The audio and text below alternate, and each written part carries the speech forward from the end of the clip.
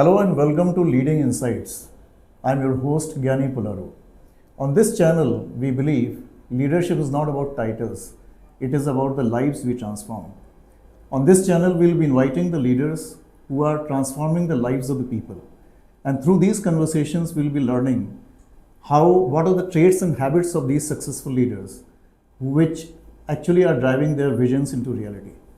इस श्रृंखला में आज जो हमारे पहले लीडर इनवाइटेड हैं वो एक टीचर हैं, गुरु हैं और एक फार्मेसी कॉलेज के हेड भी हैं। एक ऐसा फार्मेसी कॉलेज जो कि एक रूरल एरिया में उत्तर प्रदेश में स्थित है, जहाँ पर कि ज़्यादातर बच्चे रूरल एरियाज से आते हैं।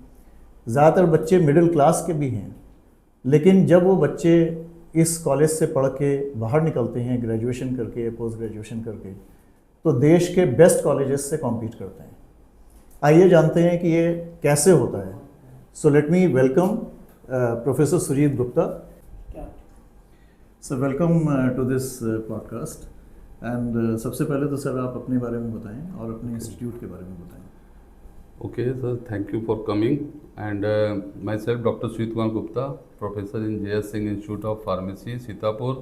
Currently, we are running D Pharmacy 2-year program, B Pharmacy 4-year program, and M Pharmacy 2-year program in 3 different streams. Okay. That is the pharmaceutical chemistry, pharmaceutics, and pharmacology.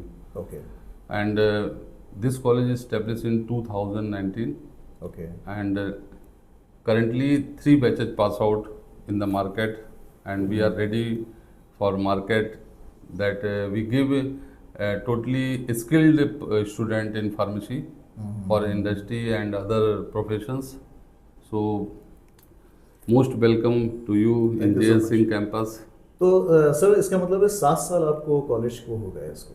Yes sir. तो 7 साल में आपकी pharmacy की जो seats हैं वो कितनी 100 seats हैं? सर डी फार्मेसी में 66 एंड बी फार्मा में 100 हैं और एम फार्मेसी जो कि 2 साल हुआ है यहाँ पे आए हुए, और उसमें जो है 15 सीटें हैं।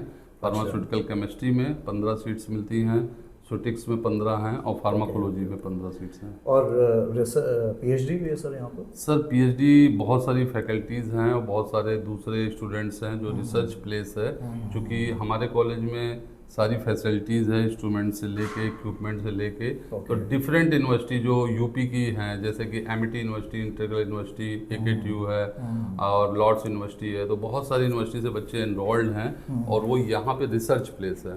तो approval as a research place है जहाँ पे बच्चे आते हैं, अपनी फाइंडिंग करते हैं, रिसर्च करते हैं डिफरेंट लैब में। और एनिमल एथिकल का भी अप्रूवल है हमारे पास, जो कि इसी साल हमको मिला है। तो CPCA जो गवर्निंग बॉडीज़ है ऑल ओवर इंडिया देती है एनिमल हाउस फैसिलिटीज़ के लिए, तो उसका भी यहाँ पे प्रोविज़न है जहाँ पे बच्चे अपने काम कर रहे हैं, अच्छे पब्लिकेशन कर रहे हैं, अच्छे बड़े जर्नल्स में कर रहे हैं और अपनी डिग्री को अवॉइड कर रहे हैं। बहुत बढ़िया, बहुत अच्छा। सर बच्चों के बारे में बताइए, स्टूडेंट्स के बारे में। जो स्टूडेंट्स यहाँ पर आते हैं वो किस तरीके के हैं, क्या बैकग्राउंड है उनका? क्योंकि इस ये जहाँ तकरीबन लखनऊ से शायद 90-100 किलोमीटर होगी, 100 किलोमीटर्स है और काफ़ी रूरल एरिया में। मैं देख रहा हूँ कि आपके कॉलेज के इधर भी खेत हैं और उधर भी खेत हैं। जी सर। तो बिल्कुल रूरल एरिया में ये कॉलेज है। तो जब बच्चे आते हैं आपके पास तो वो किस बैकग्राउंड के होते हैं, कहाँ के होते हैं? बेसिकली सर देखिए, हमारा कॉलेज लखनऊ से 100 किलोमीटर डिस्टेंस पे है और ये सीतापुर लहरपुर रोड पे पड़ता है। लहरपुर खैराबाद रोड पे भी कह सकते हैं। कसरेला से 2 किलोमीटर डिस्टेंस है, तो बहुत ही रूरल एरिया है। यहाँ से सीतापुर की डिस्टेंस भी 16 किलोमीटर है। लेकिन जो बच्चे हमारे हैं वो बहुत हार्ड वर्किंग है, बहुत डेडिकेटेड है। जो फैकल्टी है वो बहुत डिसिप्लिन मैनर में उनका जो एजुकेशन है, चाहे वो प्रैक्टिकल लर्निंग हो या फिर इंडस्ट्री के लिए रेडी करना हो, तो जो हमारे छात्र यहाँ पे जब आते हैं तो उनकी जो 12th लेवल एजुकेशन है बहुत ही लोअर बैकग्राउंड से होती है। लेकिन जब वो बच्चे यहाँ से पास आउट होकर 4 साल बाद निकलते हैं, तो जैसा आपने पहले ही देखा, बताया आपने कि ऑल इंडिया लेवल के, चाहे वो नाइपर के बच्चे हों, नाइपर में एडमिशन लेना हो या फिर BHU में जाना हो, तो वहाँ के बच्चों से बहुत अच्छी फाइटिंग करते हैं। क्योंकि बी फार्मेसी में GPAT graduate pharmacy aptitude test होता है जो ऑल इंडिया लेवल पे एग्जाम होता है। और सर नॉर्थ इंडिया में उत्तर भारत के किसी भी फार्मेसी इंस्टीट्यूट से सबसे ज़्यादा अच्छी रैंक, जो बेस्ट रैंक आती है वो JS सिंह से आती है लास्ट 3 ईयर से। सर एग्जांपल दें, 3 साल एग्जाम्पल में सर जैसे लास्ट 3 ईयर में देखेंगे तो सबसे पहले अनुपम जायसवाल तौफीक जो कि 100 रैंक में थे और उनका एडमिशन नाइपर मोहाली में हुआ, क्योंकि सबसे ही रिनॉल्ड इंस्टीट्यूट है पूरे इंडिया का।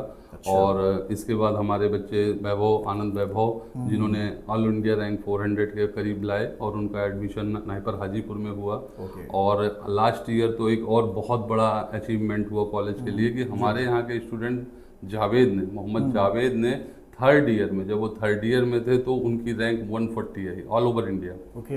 जो कि इंडिया लेवल पे अगर आप कंपेयर करेंगे पूरे भारत में सिर्फ 2 छात्र थे जिनकी 3rd ईयर में ये रैंक थी। एक बच्चा नासिक और वहां से था जिसका 66 रैंक थी और दूसरा बच्चा ये था।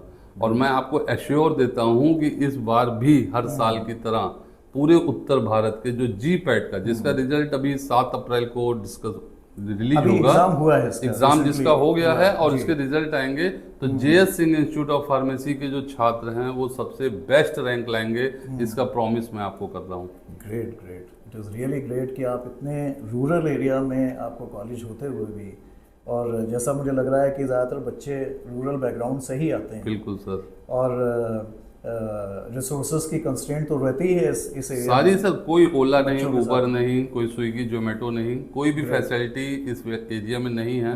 सिर्फ है तो एक है, वो है हार्ड वर्क करना, डेडिकेशन, पढ़ाई पढ़ाई पढ़ाई।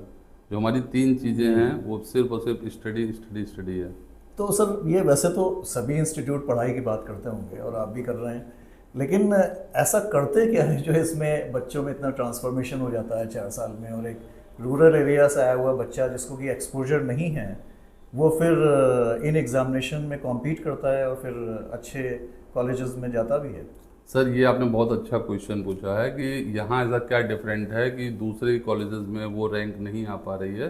तो मैं इसके लिए आपको पहले तो धन्यवाद दूंगा कि आपने बेसिक जो क्वेश्चंस है उसको आपने उभारा है जी। और आपके चैनल के माध्यम से मैं बताऊंगा कि देखिए, जो बच्चे हैं वो स्टडी के लिए आते हैं, हर कॉलेज में आते हैं, लेकिन डायरेक्शन वहाँ के टीचर देते हैं, वहाँ के मैनेजमेंट का पार्ट में आता है। तो यहाँ पे जो चीज़ें होती हैं उस चीज़ों में फर्स्ट ईयर से, स्टार्टिंग फ्रॉम फर्स्ट ईयर हम बच्चों को उसी लाइन में प्रिपेयर करते हैं, जैसे कि ऑब्जेक्टिव कराना, प्रैक्टिकल हैंड स्ट्रॉन्ग करना। जब बच्चा 4 साल तक लगातार प्रैक्टिकल करता है और चीज़ों को प्रैक्टिकली देखता है होते हुए, ऑब्जेक्टिव करता है, टीचर उसके पीछे लगे हुए हैं, पूरे के पूरे सिस्टम में वो चीज़ बन जाती है। तो वो बच्चा अपने सीनियर को देख के कि हमारे सीनियर ने इस रैंक को लाई है, और हम बहुत सारे प्राइजेस देते हैं बच्चों को, बहुत सारा प्रोत्साहन पुरस्कार देते हैं। जो बच्चों को कहीं से भी सपोर्ट चाहिए किसी भी प्रकार का, चाहे वो फॉर्म भरना हो, एग्जाम दिलाने ले जाना हो, मैं खुद जाता हूँ सर, मैं खुद बच्चों को ड्राइव करके ले जाता हूँ, मैं प्रमोट बच्चों को एग्जाम दिलाने। जी सर, मैं बिल्कुल सेंटर तक जाता हूँ, बच्चों को ड्रॉप करता हूँ, उनको जो भी ब्रेकफास्ट चाहिए, डिनर चाहिए, वो मैं अरेंज करता हूँ। मेरी रिस्पॉन्सिबिलिटी है सर, क्योंकि इतना अगर हम नहीं करेंगे तो बताइए सर, हाउ इट पॉसिबल कि स्टूडेंट गांव का है और लखनऊ में जाके अपने सेंटर पे, वो कहीं पे सेंटर जा रहा है, किसी बच्चे का 40 किलोमीटर, किसी का 60 किलोमीटर, उसने कभी ओला उबर ऐप नहीं डाउनलोड किया, वो कैसे रीच करेगा सर? Amazing amazing. तो इतना डेडिकेशन यहाँ की फैकल्टी टीम देती है, जिससे यहाँ के छात्र अपना बेस्ट परफॉर्म करते हैं। और डे नाइट कॉलेज ओपन है स्टूडेंट्स के लिए। अगर बच्चा रात को 12 बजे भी पढ़ना चाहे तो कॉलेज में कहीं से कोई बैरियर नहीं है, बच्चे आते हैं। आप यहाँ रात में आइए, अभी मैं आपको विजिट कराऊंगा पूरे कॉलेज की लैब की, और आप सब जब देखेंगे ना तो आप खुद कहेंगे कि कॉलेज में क्या सिस्टम है। जो पूरा एटमॉस्फियर है वो बच्चों के फेवर में है। बच्चा अगर पढ़ना चाहता है तो उसे पूरा का पूरा एटमॉस्फियर यहाँ मिलता है। बहुत अच्छा। बच्चों में एब्सेंटिज्म की प्रॉब्लम तो नहीं है? सर देखिए, ये एक कॉमन प्रॉब्लम हो चुकी है, और इसका सीधा सा मैं आपको 2 लाइन में अगर बताना चाहूँ तो देखिए, सोशल मीडिया पे बहुत सारे यूट्यूब चैनल्स पे बहुत सारे अच्छे टीचर्स भी हैं और बहुत लोग ऐसे भी हैं जो नहीं अच्छा कर पा रहे हैं। तो बच्चे जब देखते हैं कि हमें कंटेस्ट ऑफ मैटर मिल रहा है तो वो थोड़ा सा उस तरफ डाइवर्ट होते हैं। लेकिन कितना भी अच्छा सोशल मीडिया हो, मैं आपकी बात कर रहा हूँ जो टॉप क्लास के फार्मेसी के सोशल मीडिया के टीचर्स हैं, कोई भी इंडिया में आपको सोशल मीडिया में प्रैक्टिकल नहीं करा सकता, क्योंकि जब आप प्रैक्टिकल नहीं करेंगे फार्मेसी में तो आप शून्य हैं, और आपका जो टैलेंट है वो कहीं ना कहीं पासिंग मार्क और एक क्वालिटी पे जाके रुक जाएगी। अगर आपको टॉप करना है, आपको कंप्लीट करना है, नाइपर जाना है, बीएचयू जाना है, तो आपका प्रैक्टिकल हैंड भी उतना स्ट्रांग होना चाहिए कि जब हम प्रैक्टिकली किसी रिएक्शन को, किसी चीज को परफॉर्म कर लेते हैं तो वो हमारे मस्तिष्क में बस जाता है। सही बात। और उसका एडवांटेज एग्जाम में, कॉम्पिटिटिव एग्जाम में, इंटरव्यू में हर जगह देखने को मिलता है बच्चों को। सही तो ये एक मेजर पॉइंट है। और बच्चों का जब दिखता है कि हमें यहाँ पे चीजें ज्ञान की मिल रही हैं तो वो एब्सेंट भी खत्म हो जाता है। Very good, very good. तो इसका तोड़ तो सर यही है कि आपको सही बेस्ट करना पड़ेगा। बिल्कुल बिल्कुल, बहुत सही बात है सर। एक चीज़ और कि अब जैसे ये जो एज ग्रुप है बच्चों का, इनफैक्ट हम इन्हें बच्चे तो कह रहे हैं, बट ये 18 से तकरीबन 20-22 साल के बिल्कुल सर, यंग एडल्ट्स हैं एक्चुअली, यंग एडल्ट्स के अब एडल्ट्स हैं। तो इस एज में सर डिसिप्लिन में डेविएशंस तो होते हैं, आदमी बच्चों में और आजकल सोशल मीडिया इतना ज़्यादा अट्रैक्ट करता ही है बच्चों में, और मोबाइल तो सबके पास है और स्मार्टफोन सबके पास है, सब सोशल मीडिया से भी एक पॉल्यूशन की तरह वो फैल रहा है। तो और प्लस उनके डिसिप्लिन, तो वो डिसिप्लिन कैसे मेंटेन करते हैं सर? जी सर, ये बहुत ही अच्छी चीज़ आपने पूछी। जो कि बच्चे बड़े होते हैं, बच्चों के मन में दूसरे विचार आते हैं कि क्यों ना आज मैच देखा जाए, क्यों ना आज मोबाइल पे मूवी देखी जाए। तो इसके लिए देखिए पनिशमेंट भी जरूरी है, और पनिशमेंट है यहाँ पे पॉजिटिव वे के पनिशमेंट हैं, जिससे कि बच्चों का एडवांटेज भी हो। सपोज दैट क्लासरूम में ही हमने स्टैंड अप कर दिया कान पकड़ के, बच्चा लेक्चर भी सुन रहा है, उसको पनिशमेंट भी हो रहा है। तो ऐसे छोटे छोटे टाइप के पनिशमेंट, जिससे बच्चे की ग्रोथ पे भी ना फर्क पड़े, और बच्चा उससे लर्न करे कि अगली बार मुझे ये चीज़ नहीं करनी, उसका मोरल डाउन ना। देन हम इतना वर्क असाइन करते हैं, इतनी चीज़ें बच्चों को टास्क देते हैं कि अगला वीक का ये टास्क है, अगले दिन का ये टास्क है, ये ऑब्जेक्टिव करने, कि बच्चे को फिर मोबाइल में अपने काम को कंप्लीट करने के लिए ही वीडियो और टेक्स्ट मैटर पढ़ना है। उसके पास जब टाइम ही आपने नहीं दिया, जब बच्चे को टाइम ही नहीं दिया, आपको मालूम है कि 3 घंटे का वर्क हमने असाइन कर दिया, तो बच्चा उसको पढ़ के अगले दिन उसको सुना रहा, वाइवा लगातार हो रहे हैं, टेस्ट हो रहे हैं, वर्कशीट हो रही हैं, तो इतनी चीज़ें यहाँ पे एक्टिविटीज़ हो रही हैं बच्चों के लिए। तो बच्चे को जब टाइम ही नहीं मिलेगा तो वो क्यों अपना टाइम मोबाइल में जाएगा, क्यों डेविएट होगा? तो ये चीज़ें सर बहुत मैटर करती हैं। सिर्फ सिलेबस ख़त्म कर देना, जो सिलेबस ख़त्म करने का टारगेट इस समय अचीव हो गया है कि बीइंग AKTU के जितने भी कॉलेज हैं, सिलेबस ऐसा नहीं होना चाहिए। सिलेबस का कितना पार्ट बच्चे के माइंड में जा रहा है, कितना उसका प्रैक्टिकल का पार्ट बच्चा समझ पा रहा है, उसको कर पा रहा है। बच्चों को अगर आप पिपटिंग नहीं सिखा रहे हैं, बच्चों को वेइंग नहीं आ रहा है, कैलकुलेशन नहीं आ रहा, तो बच्चा किस इंडस्ट्री में जाके किस पैकेज पे जाना चाहेगा? उसकी हिम्मत ही नहीं होगी वो इंटरव्यू फेस करे। तो प्रैक्टिकल कराने के लिए कितना आप मोटिवेट करते हैं, कितना टाइम डिवोट करते हैं? सर जो भी as per PCI norms, as per AKTU norms जो टाइम टेबल बनते हैं, वो पूरी उसमें सारी चीज़ें सम्मिलित रहती हैं कि हमारे वीक में 5 डेज 3 आवर के प्रैक्टिकल्स हैं, और उसमें भी स्किल्ड हमारे जो टेक्नीशियंस हैं, जो हमारे लैब एलाइज हैं, जो हमारे टीचर हैं, और स्पेशली हम 3 टीचर अलॉट करते हैं। अच्छा। नॉर्म्स ये कहता है कि 2 टीचर एक प्रैक्टिकल लैब में होने चाहिए, और हम 3 टीचर करते हैं, क्योंकि जो बच्चे हैं 10 बच्चों पे एक टीचर उनके हैंडलिंग को देखता है। जिससे बच्चे का परफॉर्मेंस कहीं पे भी या ना हो कि वो कॉपी कर लिया। जनरली बच्चे सर क्या करते हैं, एक बच्चे ने काम किया, रिपोर्टिंग 3 बच्चों ने कर दी, ये यहाँ नहीं हो सकता। इंडिविजुअल हर बच्चे को प्रैक्टिकल खुद से परफॉर्म करना है, ऐसा नहीं कि ग्रुप में हमने अलॉट कर दिया और आपने कर दिया। तो ये एडवांटेज धीरे धीरे बच्चों को समझ में आता है, जब उनकी लर्निंग बढ़ जाती है, स्किल्ड हो जाते हैं, तब उनको उन चीज़ों से डर खत्म हो जाता है। बहुत बढ़िया, बहुत बढ़िया। तो सर अब बच्चों से आगे बढ़ते हैं फैकल्टीज़ पे, क्योंकि सब काम आप तो नहीं कर सकते नेचुरली। आप कितनी फैकल्टीज़ हैं कॉलेज में? सर हमारी टोटल 45 फैकल्टीज़ हैं, 45 जो कि स्किल्ड हैं, बहुत ही एक्सपीरियंस हैं। और सबसे इम्पोर्टेंट चीज़ है कि मैं आपको पहला तो गुड न्यूज़ ये दूंगा कि हमारी फैकल्टी हैं जो लगातार कॉम्पिटिटिव एग्ज़ाम से लेके आगे रिसर्च के लिए, PhD के लिए लगातार लगे हुए हैं। और अभी इसका परिणाम ये हुआ सर, UP-SSSC के अंदर में एक जूनियर एनालिस्ट, ड्रग एनालिस्ट का फॉर्म आया था, जिसमें हमारे एक फैकल्टी ने क्वालिफाई किया, इंटरव्यू भी क्वालिफाई किया, और फाइनली वो सेलेक्ट हुए हैं।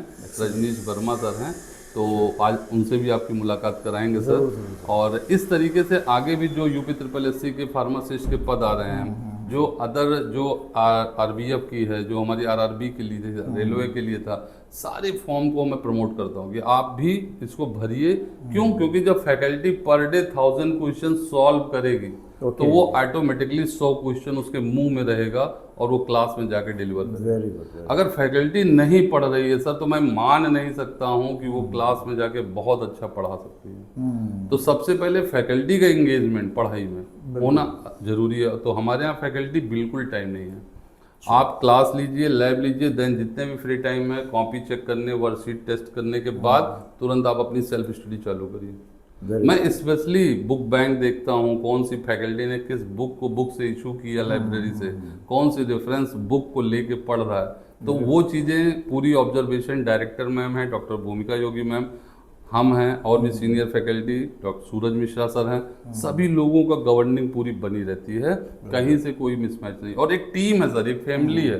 जो नई फैकल्टी है, न्यू कमर्स भी हैं, ऐसा नहीं कि हमारे यहाँ सभी एक्सपीरियंस हैं, जो उनका पूरा सपोर्ट हम करते हैं, उनको प्रमोट करते हैं कि आगे कैसे आपको ट्रेंड होना है। तो ये पूरी एक चेन है जहाँ बच्चे बिल्कुल अनट्रेंड हैं, फैकल्टी थोड़ी कम ट्रेंड है और सीनियर फैकल्टी है, उस चैन को हम मैच करके रखते हैं। लेकिन सर ये रूरल एरिया में लखनऊ से 100 किलोमीटर दूर आप फैकल्टीज़ को कैसे यहाँ पर इंश्योर करते हैं कि रहे? और बहुत टफ है, बिल्कुल मैं आपकी इस बात से एग्री हूँ। लेकिन क्या होता है, देखिए कोई भी एम्प्लॉयज़ है, फैकल्टी है, नॉन टीचिंग है, टीचिंग है, उसके एटमॉस्फियर, जो कॉलेज का एटमॉस्फियर है, उससे बहुत इफेक्ट पड़ता है। हमारे चेयरमैन सर हैं, मिस्टर अरुण कुमार सिंह सर हैं, डॉक्टर भूमिका योगी मैम हैं, ये सभी लोग एक फैमिली की तरह, अगर किसी की बच्ची भी बीमार हो गई तो हॉस्पिटल जाके उसको देखना, किसी की शादी है, किसी के यहाँ कुछ भी, तो हम सब पूरी टीम बन के जाते हैं, अटेंड करते हैं। तो ये एक फैमिली के मेंबर की तरह है।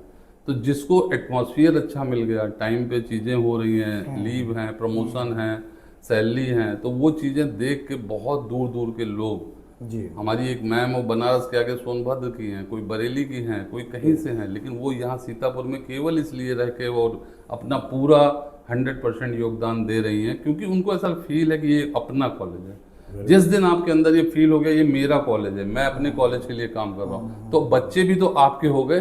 बिल्कुल। और उस मेंबरशिप जो आपकी फैमिली मेंबरशिप है उसके लिए आप अपना 100% डिवोट करते हैं। एक्सीलेंट। ठीक है सर, तो ये चीज़ रहती है हम लोगों के फैकल्टी में, एम्प्लॉयज़ में और सारे लोगों में। फैकल्टीज में एट्रिशन तो नहीं होता, लोग छोड़ के तो नहीं चले जाते दूसरे? बिल्कुल नहीं सर, जे.एस. सिंह से कोई ऐसा नहीं होता है जो जल्दी छोड़ना चाहे, और ना हम ऐसा करने के लिए वो रहते हैं। बच्चे सारे प्रमोट करके और टीचर भी लगातार बने हैं। और जब स्टार्टिंग से जब आप देखेंगे जो हमारा रिटेंशन है, जो हमारे जो लोग हैं वो शुरू से जुड़े हैं और शुरू से अब तक कंटिन्यू बने हुए हैं। Very good, very good, very good. Sir एक जो हालांकि आपने पार्शली उस चीज़ को टच किया कि बच्चों में, पोस्ट ग्रेजुएट स्टूडेंट्स में, ग्रेजुएट अंडर ग्रेजुएट स्टूडेंट्स में और इवन रिसर्च के जो पीएचडी स्टूडेंट्स हैं, उन सब में रिसर्च का इंक्लिनेशन कैसे डेवलप किया जाए, लर्निंग इंक्लिनेशन कैसे डेवलप करा जाए? क्योंकि हमारा देश में जो ये चीज़ आती है कि हमारे यहाँ टीचिंग तो हो जाती है, थ्योरेटिकल टीचिंग, लेकिन प्रैक्टिकल जो एप्लीकेशंस हैं, आप हालांकि आपने पार्शली उस चीज़ को टच किया, but can you elaborate a little more कि कैसे रिसर्च में आप बच्चों का दिमाग को लाते हैं? जी स्टूडेंट्स के दिमाग। देखिए सर, रिसर्च में किसी भी स्टूडेंट का वन डे में तो आएगा नहीं ब्रेन जी।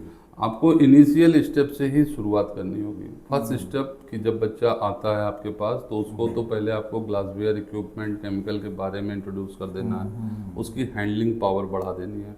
अब उसका जब इंटरेस्ट डेवलप हो गया तब आप उसको धीरे धीरे करके, जब वो पीजी में या 4th ईयर में आ रहे हैं, तो उनको पब्लिकेशन की तरफ हम डालते हैं, जैसे रिसर्च पब्लिकेशन। मैं अभी आपको दिखाऊंगा, मोर देन 50 पब्लिकेशन हमारे स्टूडेंट्स के हैं। अच्छा। और इंटरनेशनल, नेशनल जर्नल में है। किन जर्नल्स में है सर? सर बेंथम साइंस में हैं, बाकी इंडियन ड्रग्स में हैं, और भी बहुत सारे अच्छे अच्छे जर्नल्स हैं जो कि स्कोपस हैं, इंडेक्सेस हैं, कुछ इम्पैक्ट के जर्नल हैं।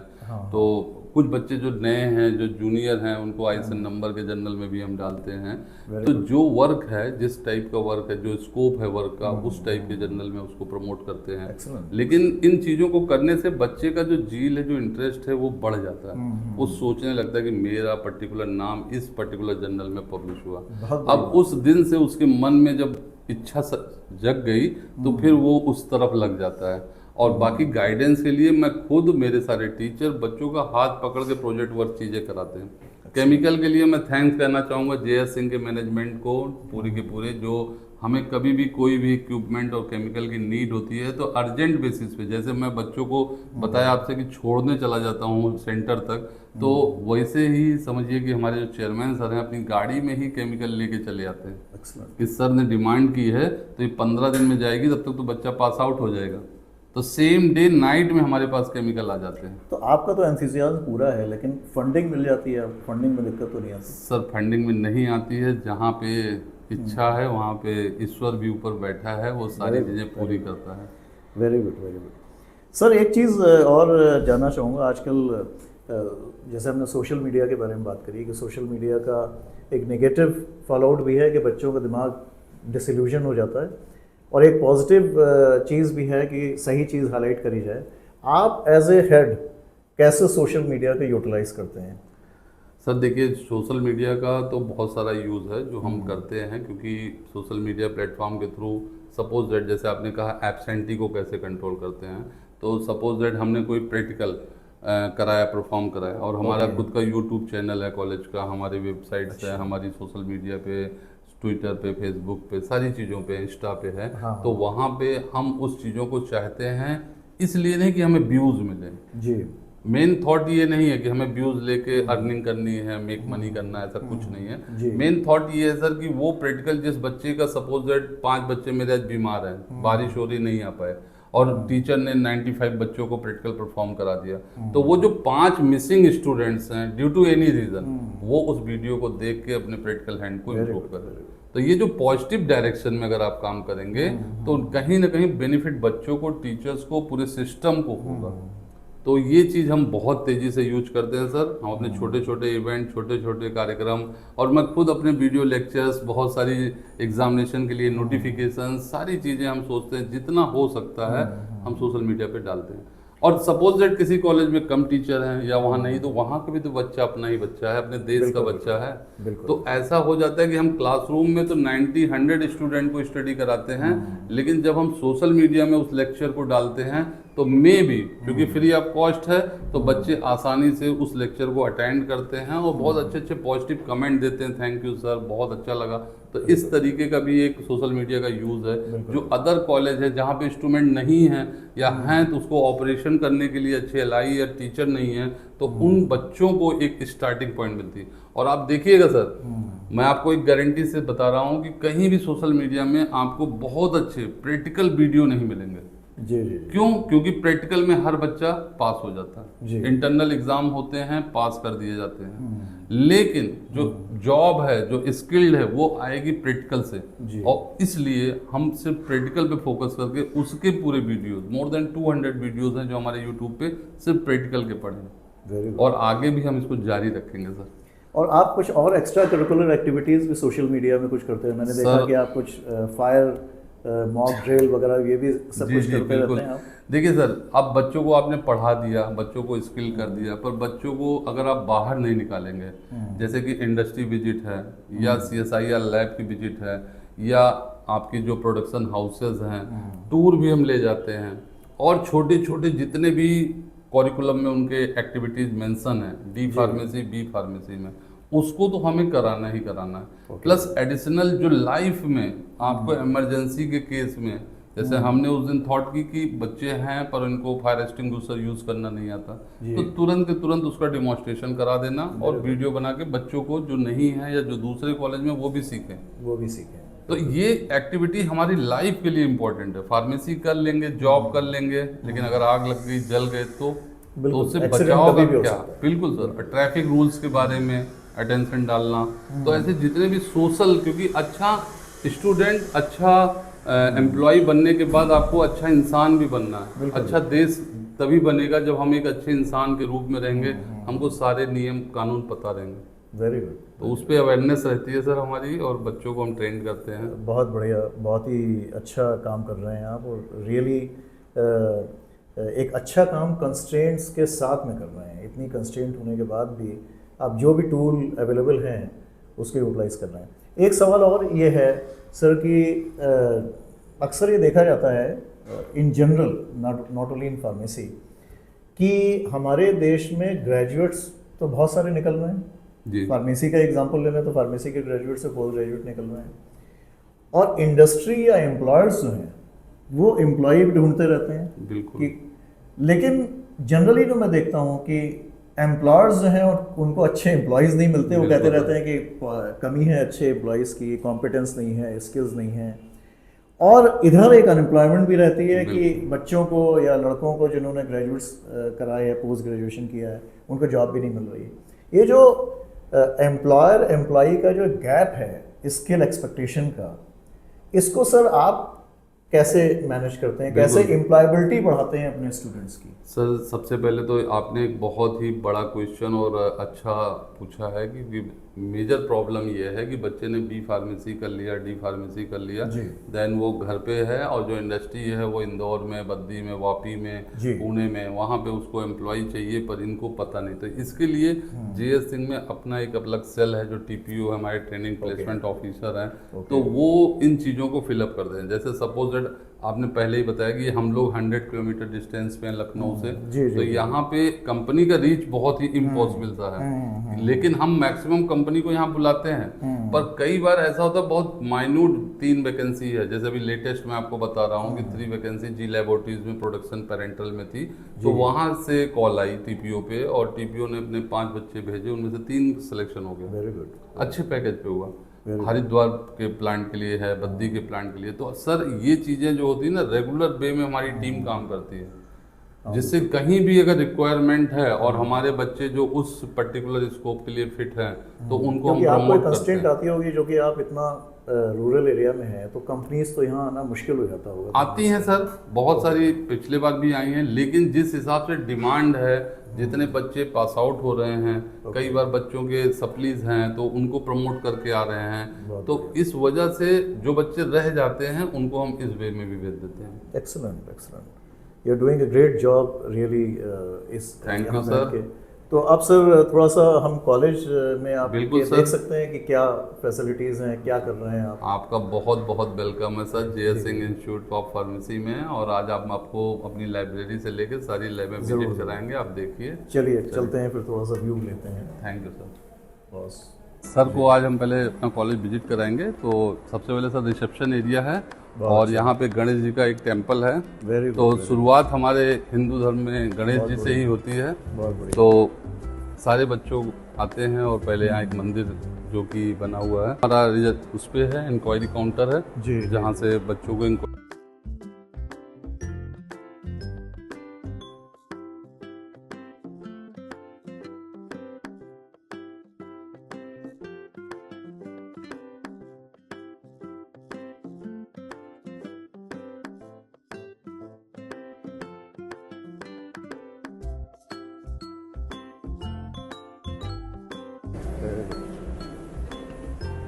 ये सर लाइब्रेरी जो पार्ट है हमारा, जिसमें आपको मोर देन 7000 बुक्स हैं, 100 से ऊपर जर्नल्स हैं। ऑनलाइन सुविधा हमने वहाँ दे रखी है बच्चों को।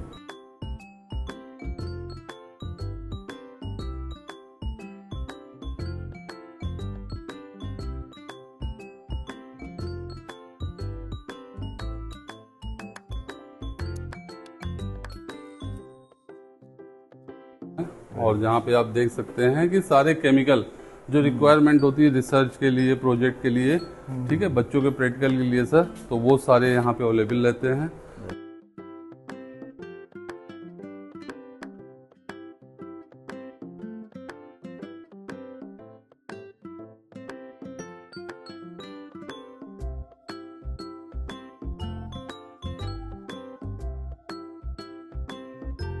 इंस्टीट्यूट ऑफ पब्लिकेशन जो JS Singh institute of pharmacy के हैं, तो ये डिफरेंट जर्नल में बच्चों की जो पब्लिकेशन है, जी जो यहाँ के टीचर्स कराते हैं बच्चों को रिसर्च वर्क, तो वो सारी चीज़ें यहाँ नोटिस बोर्ड पे mention.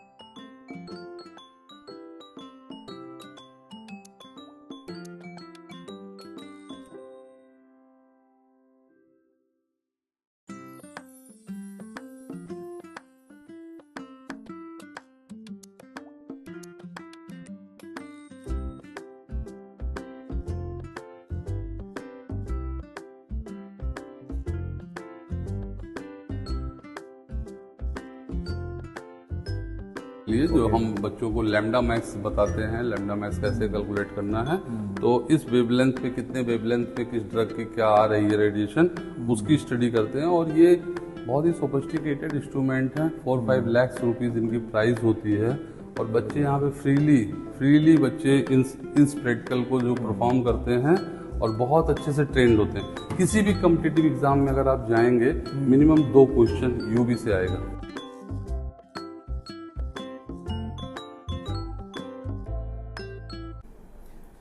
Sir, thank you so much.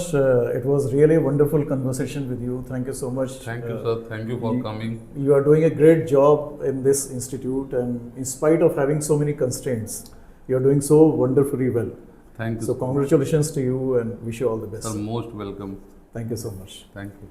So today it was a great pleasure talking to Dr. Gupta, and we have learned that in spite of so many constraints, if a leader wants, he can make his institution big in a rural India setting also. So in future we'll be meeting with many such leaders who are making a difference to the lives of the people the way Dr. Gupta is making. So thank you so much. Looking forward to meeting you again. Thank you. Thank you.